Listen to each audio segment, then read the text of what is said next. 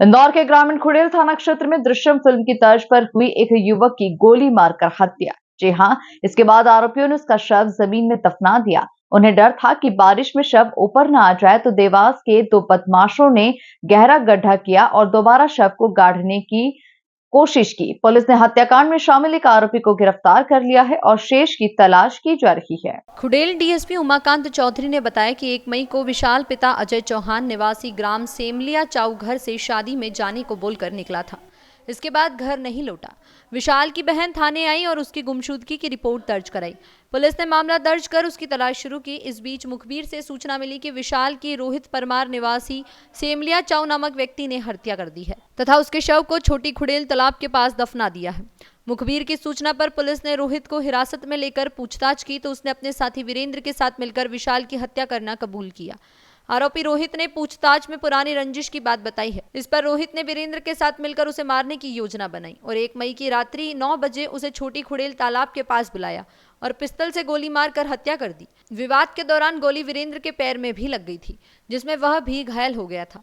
हत्याकांड के बाद दोनों ने मिलकर मृतक विशाल के शव को वहीं पर दफना दिया और फरार हो गए। 2 दिन बाद तेज बारिश हुई तो आरोपी रोहित को लगा कि कहीं शव ऊपर ना आ जाए, इसलिए उसने बबलू व सोनू निवासी देवास को 40,000 रुपए देकर गड्ढा गहरा कर विशाल के शव को पुनः गाड़ने का ठेका दिया। रुपए मिलते ही दोनों आरोपी पहुंचे और गहरा गड्ढा कर विशाल के शव को पुनः उसी जगह गाड़ दिया।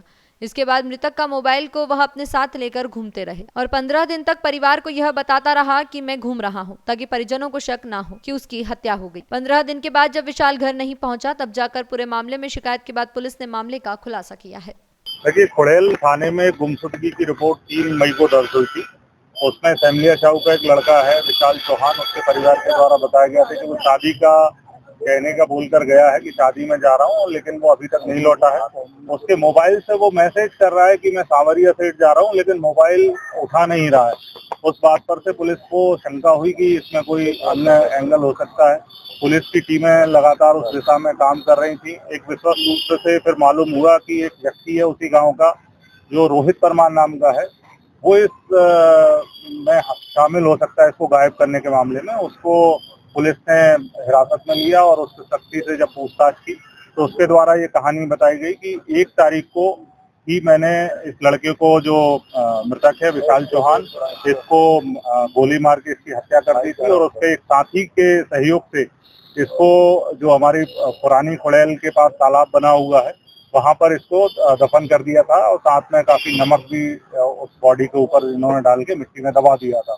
उस सूचना के आधार पर एफएसएल टीम, रेवेन्यू के अधिकारी और पुलिस की टीम के द्वारा सबको वहां से निकलवाया गया, जिसमें लगभग 15-16 दिन होने से बॉडी काफी डिकम्पोज हालत में हमें मिली है।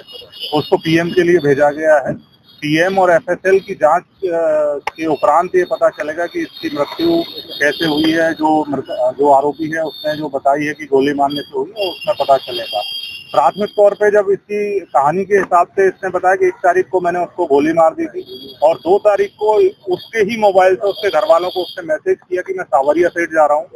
फिल्म दृश्यम की तर्ज पर इसने ये भी किया कि पुलिस या अन्य एजेंसी को ये भ्रम हो जाए कि ये जिंदा है, तो इसके लिए इसके मोबाइल को लेकर खुद भी सांवरिया सेठ गया और वहां जाने के बाद इसने मोबाइल को बीच में बंद किया। फिर 1-2 दिन बाद फिर इसने उसी मोबाइल से घर वालों को मैसेज किया कि मैं कहीं और जा रहा हूँ और मुझे ढूंढा ना जाए।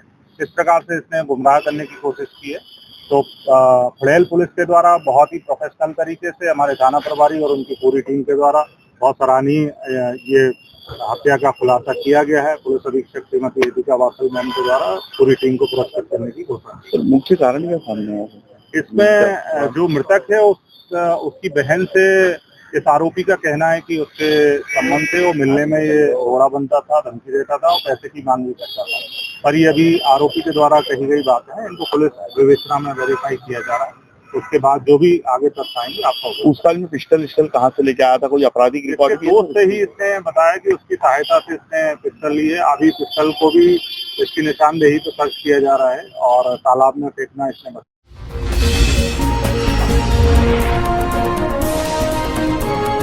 Thank you.